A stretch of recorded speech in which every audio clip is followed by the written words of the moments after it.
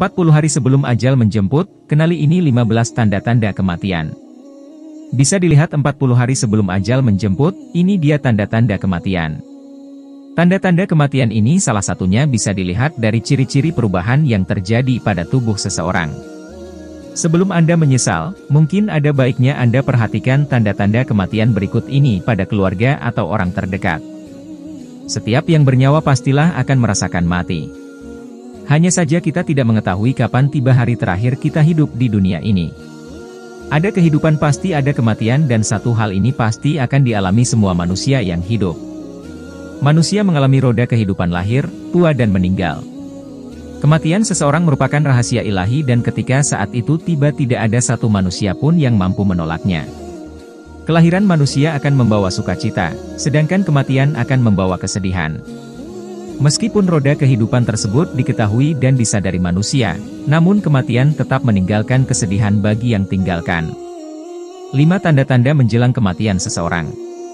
Tanda-tanda kematian seseorang tersebut terlihat dalam kurun waktu 6 bulan sebelum ajal menjemput. Berikut 15 tanda-tanda seseorang menjelang kematian. Pertama, udara napas yang dihembuskan terasa dingin di telapak tangan. Umumnya hembusan napas yang normal seseorang akan terasa panas, hangat ketika dihembuskan di telapak tangan.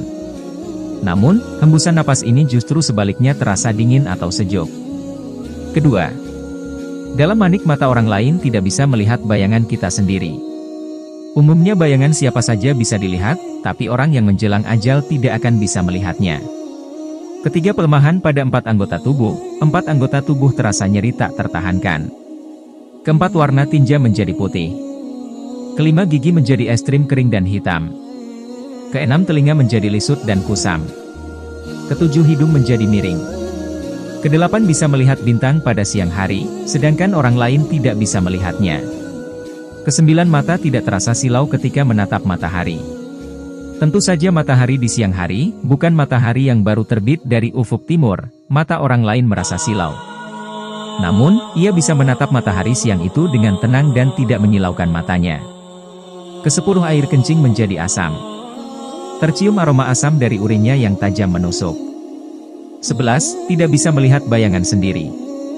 Tidak peduli apakah di bawah pancaran sinar matahari, atau di bawah sinar bulan, tapi ia tidak bisa melihat bayangannya sendiri, tidak ada lagi bayangannya.